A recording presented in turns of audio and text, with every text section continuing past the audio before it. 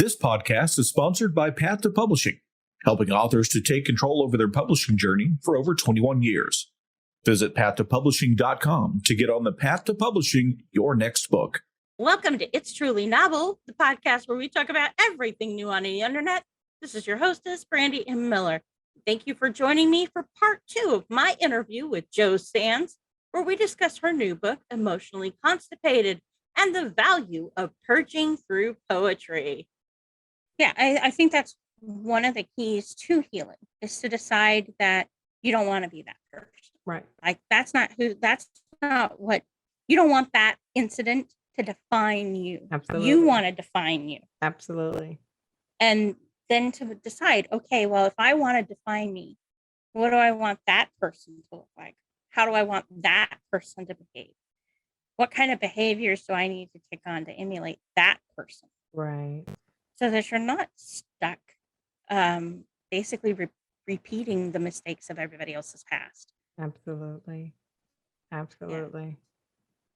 Yeah. That's why I use writing as a laxative. Absolutely. And it's a wonderful laxative. I mean, it keeps and the great thing about it is you can always go back and just kind of check where you are. Like when I write a piece, I love going back like months, sometimes years later, and looking at how far I've come, how far I've come. One of these pieces I wrote when I was 19 years old. And looking at that fresh-faced, young girl who didn't know anything about the world, I'm like, child, whoo, if you only knew back then, but you don't, you don't. And so we get our battle scars, and I'm happy, like the art that you're talking about. I'm happy for the scars. I'm happy for the bumps and the bruises because they make me the person that I am. I don't regret any moment. Could I have lived without a few? Yes.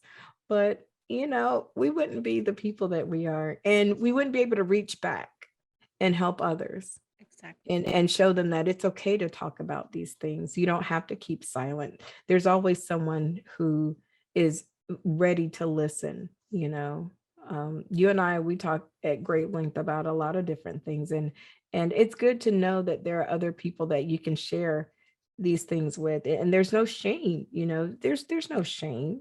There's no the shame belongs to the person who did the act, absolutely, not the person who received it. Absolutely. It's, as a child, you don't have the agency to say no.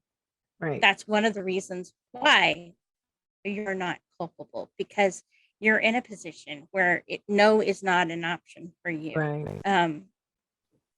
This person has the ability to threaten you physically, to threaten you mentally. They control your food, your drink, your housing, and your freedom. Right. So when somebody is in that kind of power, in a position of that kind of power over you, you don't really have the freedom to say no to what they're asking of you. So even if you're an older teen, you still don't have the culpability that you have when you're an adult. You're just trying to survive. You're just trying to survive, one day at a time. You're just trying to get through to the next day and the next day and the next day, and hoping, this day isn't as bad. Maybe they'll forget to come by. Maybe they'll forget to knock on the door. Hopefully they'll fall asleep. Maybe I can sleep through the night without somebody creeping in. Like, and what's crazy is when you go to school and you're with classmates and everybody's talking about, how they, I remember I remember going to birthday parties and seeing some of my friends' bedrooms. They had all the, beautiful murals and glow in the dark stars and princess beds and, and I wondered, I'm like, do you have anything going on in your house at night? Like, do you really get to sleep during the night? Like, are those things really happening for you? I mean, I didn't have anything like that happening at home, like you did, but I've had incidences, and I've heard from other people, and it always make me wonder, like, is this child getting to sleep in their bed at night in peace? Are they just getting to sleep? All you want to do is go to sleep. You want somebody to read you a bedtime story and have your little night light on and go to sleep. Nobody wants to hear a knock or the door creaking in the middle of the night because mom's sleeping. Here you go. Here's Mister coming in. Like, that wasn't in the fairy tale. That was not in the bedtime story. I will say that if you look at Little Red Riding Hood, the original French version is actually a tale about a warning about sexual molestation.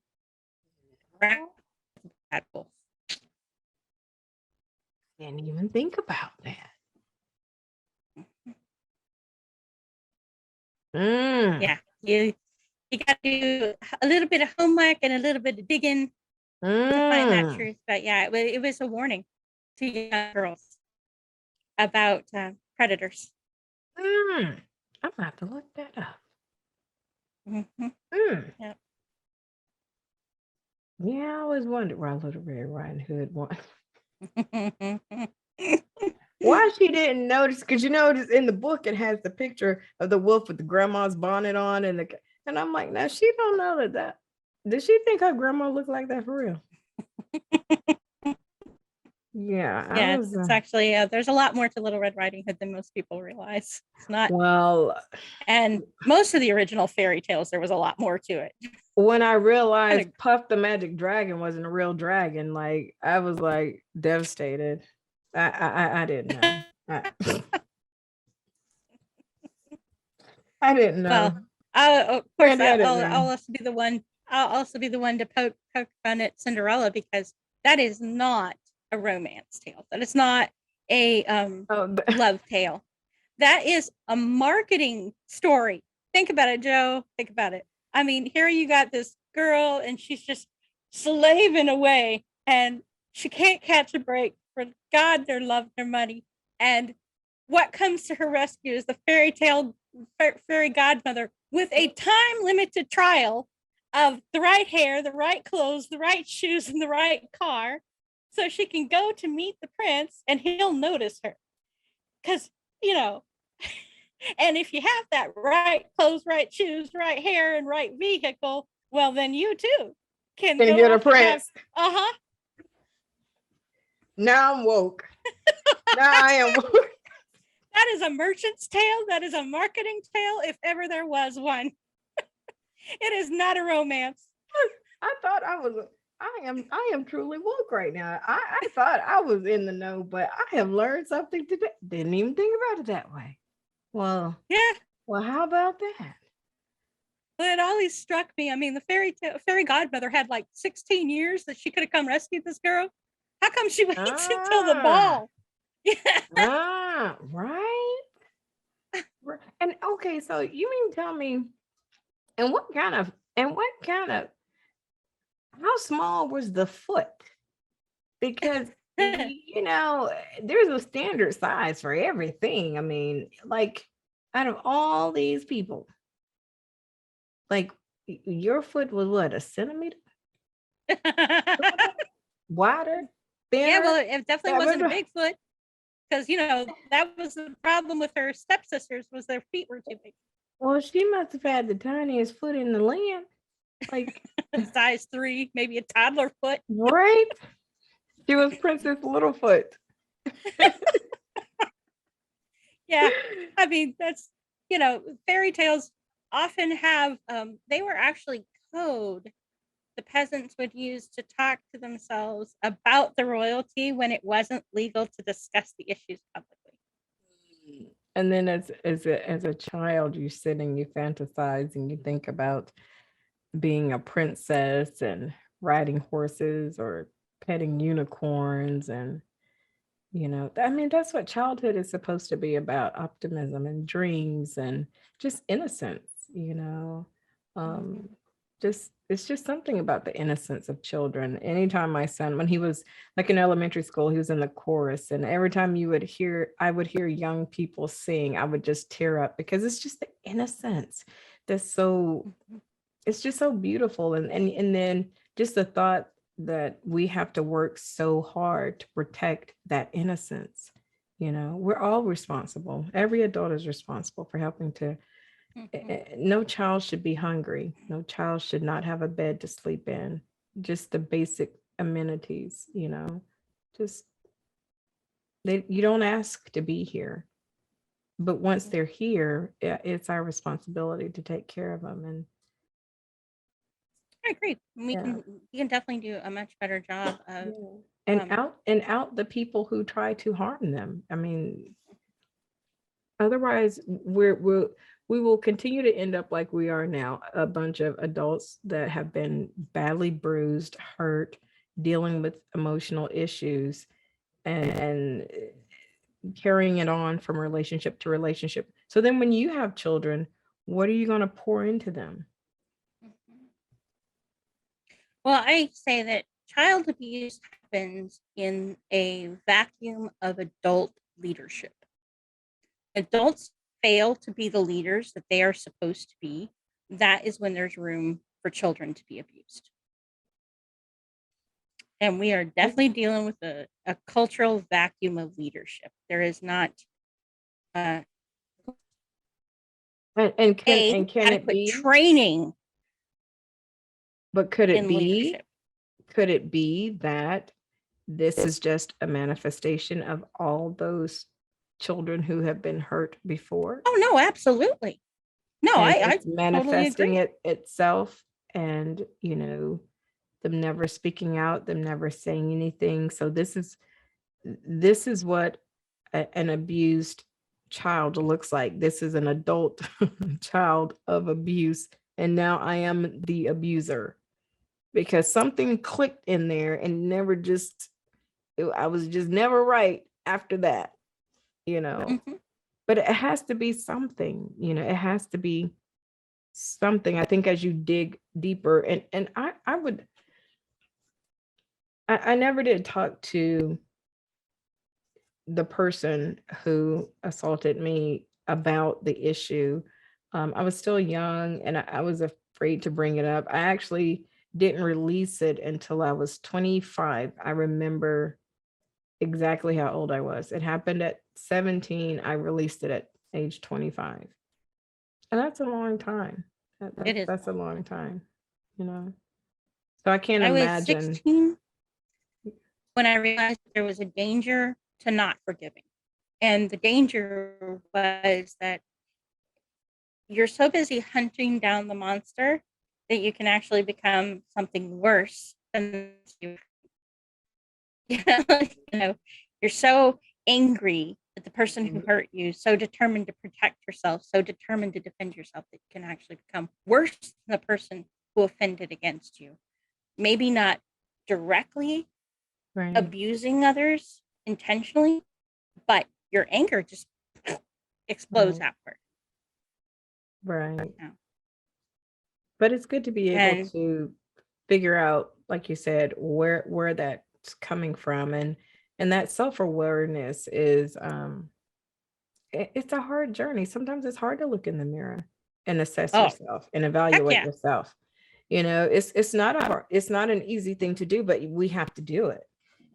We have to do it if we're going to be any type of civilized person. You have to look at that person and evaluate that person in the mirror first before we try to make any changes to anybody else. And that is, I know I have flaws and faults, and I'm like, girl. Yeah. Well, I say that this is one of the reasons why a lot of writers actually struggle to write good villains, effective villains, because in order to write an effective villain, you have to put yourself in the position of the villain. You have to acknowledge the villain that lives within you and recognize that under the right circumstances, you are every bit as capable of doing this horrific thing as your villain is doing. I agree. And you have to walk yourself back through the process mentally. What would it take for me to do this? What would I have to do in order to carry that out? And that requires self-awareness, acknowledgement of the darkness that lies within, and not accepting it. I'm not suggesting that you accept that darkness, but understanding why it exists and what you need to do to counteract that darkness so that it doesn't come out in a shopping mall and you shooting other people. Right. I mean, that's true. That's why I try not judge people, because we're all one bad decision away. Mm. We're all just one bad decision away from being in jail or being in a penitentiary. We didn't get caught, you know. Hey, thank you. You know, you just you know, and it's there's a villain, there's a darkness in all of us that we, you know, continue to work with and fight. And we have to continue to try to let our light shine and outshine the darkness. But it's always in. I mean, we live in a sinful world, we're of a sinful nature, and so it's something that we'll always struggle with. But you can win. You know, we can win. I mean, we know who win the war. Read your Bible. Exactly. We win. We win. For the record, yeah. For the record, we win. You just Yeah. gotta hold on, you know, you gotta hold on. And I think that's so great, you know, that you said that about writing villains, because everybody wants to be the good guy. But the best villains and some of the most amazing stories come from some of the darkest places, and you wonder, like, wow, you know, who would have thought of that? But some, you know, some of the writings that I've seen, and even some of the screenplays of some of our favorite villains, you know, to me, some of the best villains are the ones you love to hate. You know, you ever have that villain that you like, man, I feel bad that I like him, but he's so terrible. Like, or she's so terrible. Like, how could you write a villain that, you know, we love to hate this person, you know, like, oh. And I feel, and I wonder how actors who play these parts in movies feel like when you're that villain and everybody either hates you or they love you, or they love to hate you, or you're just despised and you're walking around in everyday life. Like, do they separate the character from the individual, you know? Depends on how into reality a person is, you know, to be honest. But yeah, no, I get what you're saying. But yeah, I think that we have to, the person I'm not afraid of is the person who can acknowledge that there's a monster in there, right? If you can acknowledge that you have darkness within you that you need to keep monitoring and that you need to make sure is not getting out of control, right, I don't worry about you. You'll take care of yourself. Right. The one I worry about is the one who says, I could never do something like that. Because that's a person who's not in touch with themselves. That's a person who hasn't acknowledged their humanity. And if you can fool yourself into believing you could never do something like that, you'll not only do something like that, you'll do something 10 times worse than that. I mean, never say never. I mean,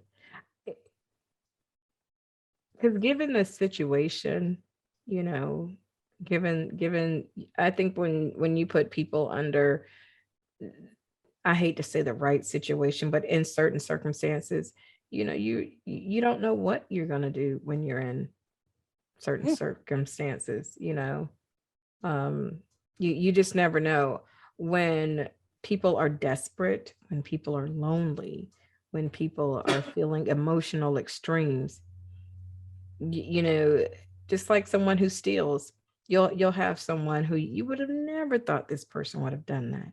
And in their mind, you know, I wasn't raised that way, you know, I can't believe, but bills got tight, husband loses their job, you're a bookkeeper, you know, you get away with one little itty bitty check that you wrote. Okay, I paid the light bill, lights aren't going to be off. Next thing you know, write another check. I got groceries, another check. I got a car payment. Next thing you know, you look back and you've stolen like $35,000-$40,000 from a company that you work with that you said that I wouldn't. And you're in a position of, trustworthiness. People trust you to handle their books and their money. And that's why I say never. Everybody's one bad decision away, and we have to be mindful, because given certain circumstances and situations, you don't know what would you do? What wouldn't you do? Yeah.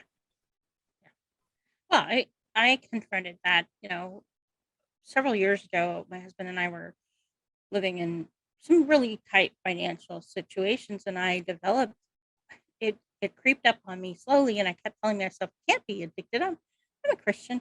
I can't this can't be addiction, I can't do that. That can't be my reality. I developed a gambling addiction and actually tapped into money that wasn't mine. That was what really stopped me, was, oh my gosh, I just spent somebody else's money gambling, and I kept telling myself, well, I'll win it back. And it was like, okay, reality check. Being Christian does not stop you from being a sinner. It does not protect you from falling. It just gives you a ray to raise up when you do fall. And it gives you a standard to hold yourself to. And you have fallen and you are not living up to your standard, and you need to quit now. And you do it, Mhm. and you do it one step at a time. You do it. And I so understand. I had an ex who was a gambler, and it was hard. It was hard because um it it it it there's a part of you that hate to take away the thing that they enjoy, because they say, oh, well, I don't hang out with the guys. This is all that I do. I'm not messing around hanging out with women. So you say to yourself, okay, well, you go and you do what you do. And then once it's all gone and you're struggling, and this person comes back to you, even after they've lost everything, can I have 100 more? Can I have 100 more? And then they get mad, and then they impress upon you. And so you start doing whatever you need to do to placate them and keep the situation and their attitude and their anger and ire at bay. Um, I mean, I get it. I get it. Um, it's I think it's a disease like anything else that you have to treat and work on and work through. It's not something that's you can just turn off. I mean, it's very addicting. It can be, yeah. It can be. It can be Well, very addicting. what it came to realize was that I was using the gambling instead of relying on Christ for solutions to problems I didn't know how to solve. Right. I was relying on the gambling to fix the problems. Again, it goes back to being emotionally constipated, right? We're trying to fix something without fixing it. Right. Without looking at what's driving the behavior, what's driving the feelings that lead to the behavior, what's the underlying thing. And the underlying was that fear that I wasn't going to be provided for, that God didn't really love me, He wasn't going to take care of me, my needs weren't going to be met. And so instead of relying on Him, I was trying to fix it in a situation where I didn't know how to fix it. Well, and then you end up losing more than you even bargained for, because if you look at how much you've lost, what you lost could have fixed part of the problem that you were already in, if you look at it, and I'm guilty too. I'm not just gonna sit and say it was him. There were times when I would go just to keep the peace. I'm like, okay, well, if we go together, I didn't know what I was doing. I was like, oh my gosh, I was losing money left and right. And then when I figured it out, for me, it was more of the challenge of the game. I enjoyed the mental strategy of the game. Um, I didn't realize that there were various types of Texas Hold'em. When I realized that cash games were not for me, I was more of a tournament player. That's where I stayed in my lane. And I learned that, hey, if I paid one price, I can be in this tournament and play as long as I want, because I didn't, in my mind, I didn't equivalate the chips to dollars. To me, they were just chips, but that was actually money that was out there. And so when I was like on cash tables, man, I was losing I was like, okay, well, I'm out of chips. I need some more chips. And, so that was not for me. But I learned that I could pay $30 or $35 and play in a tournament of like 30 or 7, 8, 9, 10 tables with 30, 40, 50 people. And then we knock each other out. And then boom, I get this big prize if I make it to the end. Well, then I've only spent $35 and I could sit there and do that. And that was our bonding thing. If I came and sat and did this and let him do his, trying to catch up, make you whatever he wanted to do, then, I wouldn't have to argue with him, and we wouldn't have to fuss, and we wouldn't have to fight. But it didn't solve the problem.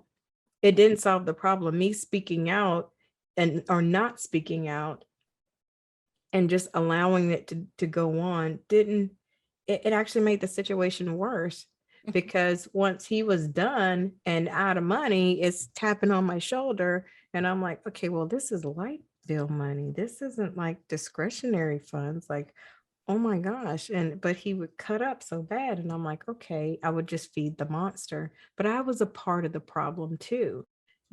I was a part of the problem. And so and you always feel this unease in your spirit, because as a Christian, you had no business being there. And you make up all kind of excuses and reasons of, you try to justify these things. And I just hated that feeling of I just wasn't settled in my spirit. I always felt like I was like on thin ice all the time.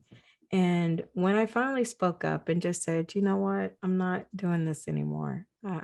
Whatever consequences happen. If he doesn't like me today, if we get in an argument today, it's okay.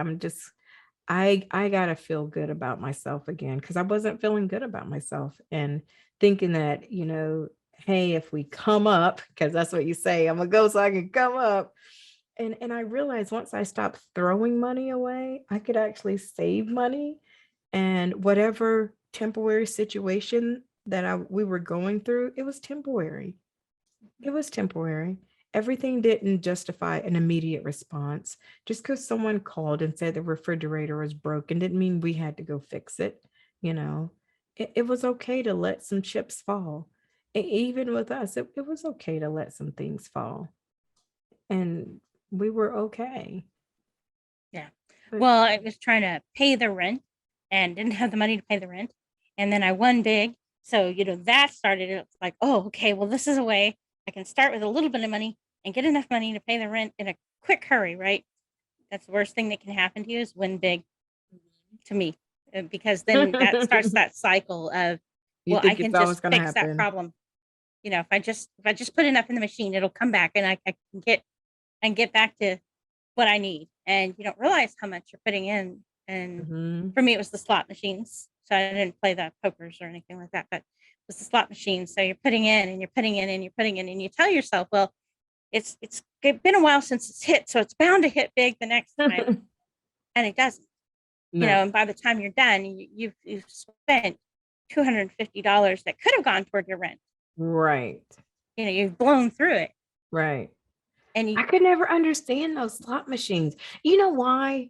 I would feel so bad. Like if I did a slot machine, I would wonder why they wouldn't give you a refund. Like, you don't even give me like part of my money back, because like I put a lot in here.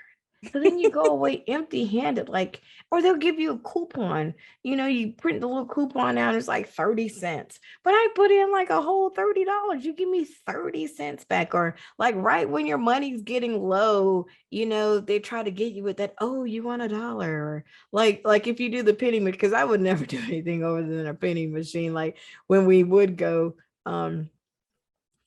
and meet friends at like Biloxi, like they love slot machines. I just couldn't get the rhythm of the stroke of a slot machine because there's so many things dinging and buzzing and the lights are flashing and wheels are turning and whistles blaring and the little sirens going off and you just think, oh, that's gonna be me, that's gonna be me. And you hear all these stories about, oh, I was just walking by the machine and I just dropped in $1 and I won $25,000. That stuff don't happen to me. Well, okay, but it can happen, and it's the worst thing to happen to me because it's the most likely to set you up for addiction. If you walk into the casino and you drop in $25 and you lose it all, you're like, I lost myself $25. I'm not paying more. I'm out of here, right? But you drop that $25 in, you win $750.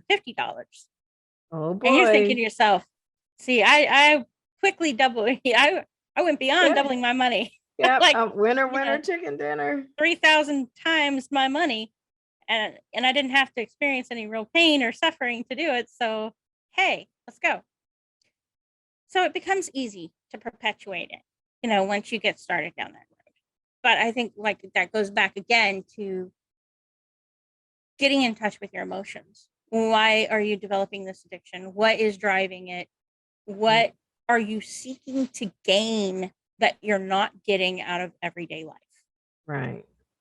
And then working on finding a healthy solution that's not going to make you feel worse about yourself, because every addiction makes you feel worse about yourself. It ultimately leads you to beat yourself up. Right? You're in this constant state of feeling guilty, beating yourself up, and then going and remedying that guilty feeling by doing something that makes you feel guilty so you can beat yourself up. So, yeah, but I think the saddest thing though, when you talk about slots, like when we would go, you see the people who don't need to be there are the ones there. The people who cannot afford to be there are the ones there. And these places prey upon the hope, like you said, wow, I hit this one time, now I'm hoping, I'm hopeful. And the saddest thing is when you leave and you see people who don't even have money to get home, like, or to eat, or, you put everything into the hope of getting something out of a machine. And that's sad. Like, for me, like, when you go in groups with friends and you're on vacation and everybody's just like, okay, everybody just take their little, 30, 40 bucks, $100, and you just go and you play. And, that's, to me, that's one thing. When you're in there and you're religiously in there. And I know people who do that. They're just religiously in there, spending light bill money, rent money, grocery money.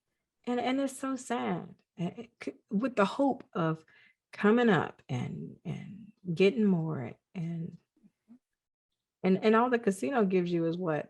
A free drink, maybe a meal coupon. They don't even have the crab legs anymore. Yeah. Well, I will say that we lived in Elko, and they had the cheaper meals. Like you could get a prime rib dinner for $7.77 at first. Oh, shucks. And, that was with baked potato and salad and the whole 9 yards. So, that was the cheaper than fast food. So let's go to the casino, that's right? True. That's true. Well, when I, back many years ago, so Lord, I don't go no more. But I did go with a friend for the buffet because they had a good buffet. They used to serve crab legs down there. They don't serve them anymore, but yeah. For all my friends who go and they have those comp points, they have the comps. Yep. Oh, I love y'all. Thank you. I get free rooms. Get a free room. Well, see, and that's one of the things you justify with is, well, I'm getting these points, right? And these points are getting me free things, but they're not free. No, you are paying a lot to get that. Absolutely. If you've got 1,000 comp points, it's usually because you spent between $2,000 and $5,000 at that casino. Wow. Now I know some friends who get comps. They get the free rooms. Some of them even get like money. Like playing. Oh yeah, money. house money. Yeah, house money. House money. I was like, how in the world are you? Yeah, they'll send you booklets with like $5-10 in house money a month, and they know that you go and you'll spend that, but you'll spend like at least 10 times that amount by the time you're done. Yeah, well, they must be spending a lot because they get about like $350 in every Yeah, month. I guarantee you, if they're Yeah, getting they're- $350 a month, they are spending probably 10 times that amount. yeah. I mean, it's not. I don't want to be addicted to anything that's that serious because it makes Yeah. you want to go. It makes you want to go back. You know, it's just those little subliminal things that we. It's just sad. Well, we all get Marketing. our addictions, Yeah. all of us. Absolutely. And whether it's, I mean, whether it's cards easy to or machines look at somebody or else and go, smoking hey, or, you know, exactly. no, I mean, we all, I mean, it's human nature, you know, it's human nature. And the good thing is to be able to be upfront and talk about it. You know, there's first you have to admit that, okay, this is a problem. And now I need to do something. I have a problem. I have an issue. I need to do something about that, you know? Yeah. Well, and that's where a book like Emotionally Constipated can come into play. Yes. let me get you. Can you see? Yeah. Can y'all It's see a little this? bit blurry right now. It's blur. Okay. Yeah, You know what? But yeah, Emotionally Constipated because Yes. you can explore. Let me unblur my background so y'all can see. I want y'all to see this. They're purging through poetry. Yes. Yes. And this is where you can kind of tap into, why do I feel the way I do? What am I trying to solve? What am I trying to fix with this addiction? Because that's what drives addiction, is those unresolved emotions that we're trying to run away from. And if we can tap into why we feel the way we feel and maybe even process those, then we don't need the addiction anymore. We don't. Or we don't need the addiction, and we don't need to suffer behind any type of trauma or, you know, emotional experiences we go through. And sometimes it helps just to laugh. Like, you know, some of the pieces are funny because, you know, at the end of the day, we have to find the humor and the lessons in everything. I think everything isn't a serious lesson as far as like, you know, I need to have a stern resolve. And you know, sometimes we just laugh about stuff. We look back and we're just like, oh my gosh, I can't believe I did that. Like, what was I thinking? Like, what was my head at that moment in time? Laughter is a very healing thing, and being able to laugh at yourself is a really healthy sign.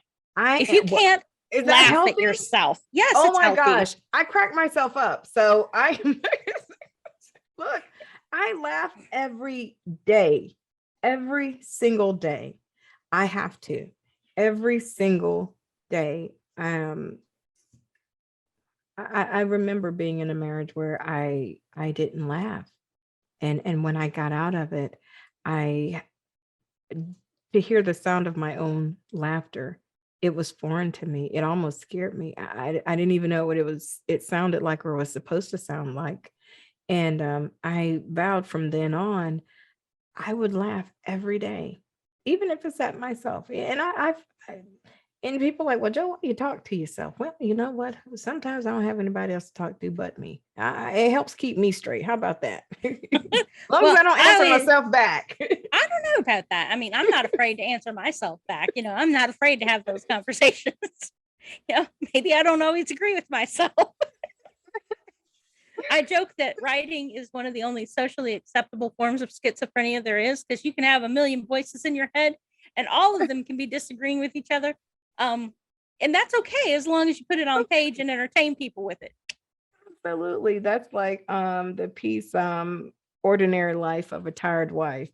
You know, when I wrote that, I thought, you know, this is just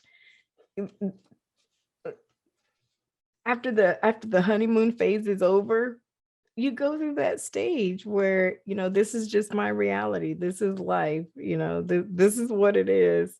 And, you know, things aren't perfect. Things aren't great. You know, it's just an ordinary life after that, you know, after the bells and whistles and salutations and all that great stuff. This is what you have. So Yeah, that was a funny piece to me. I enjoyed that piece.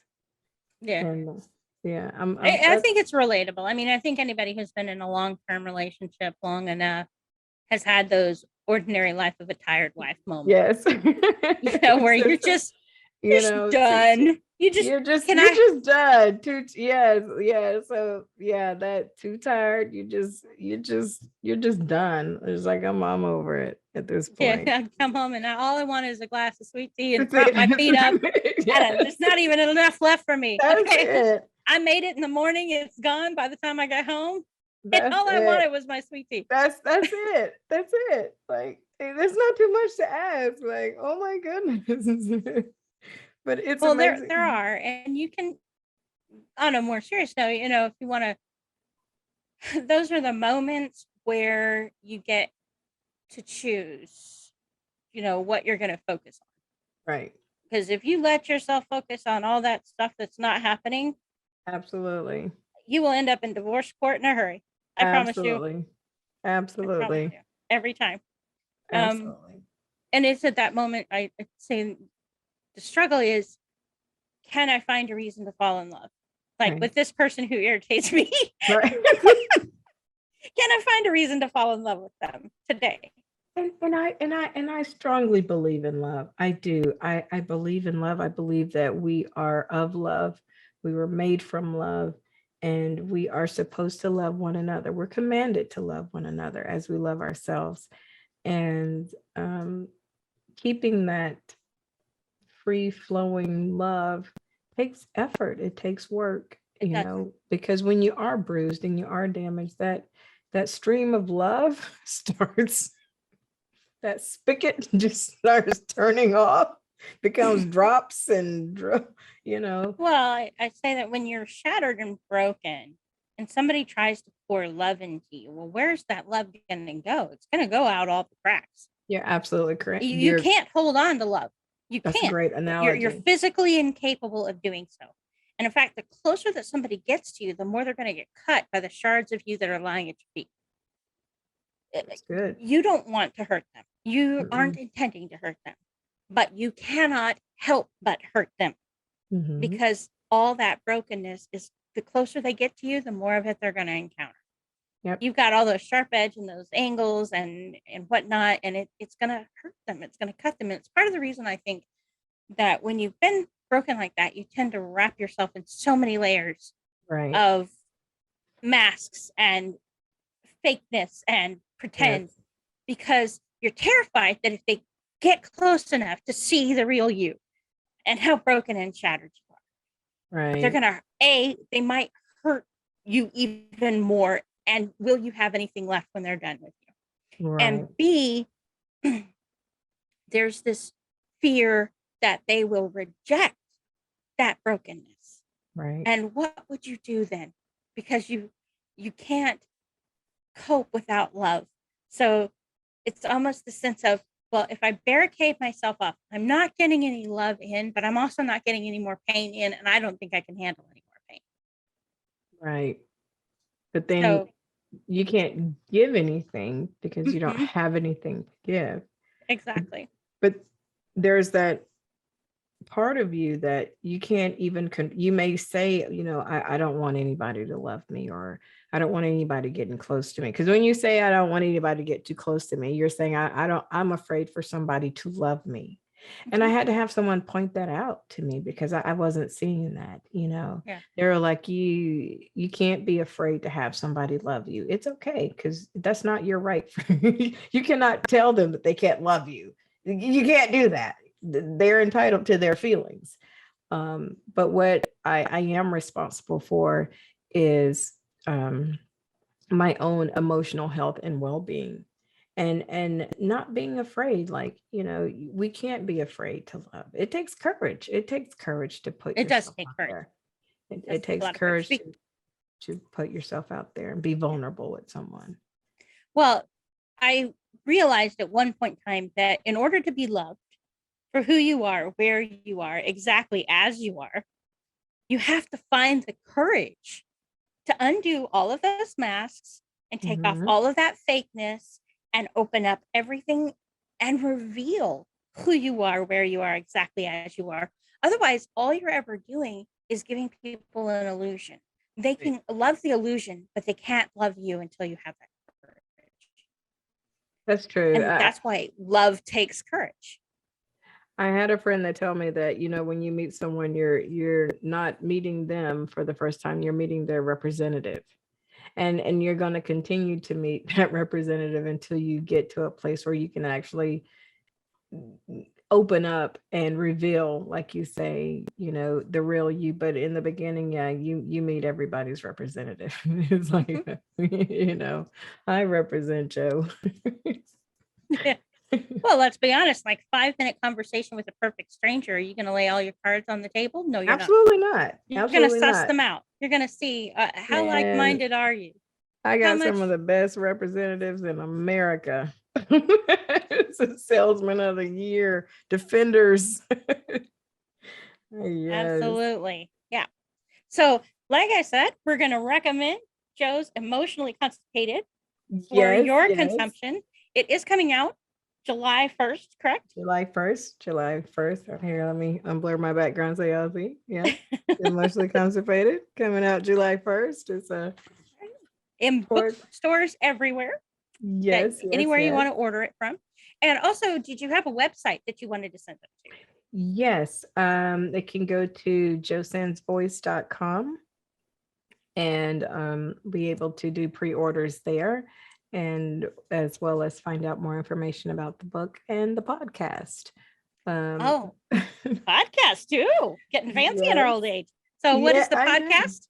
So the Joe Show podcast, our first 3 seasons, we did interviews with incredible creatives from all around the globe, and just their stories and their journeys. We're actually working on a season now where we're doing more in-depth panel discussions. We're going to have more panel discussions and some more individual one-on-one creatives, but we're also doing some panel discussions.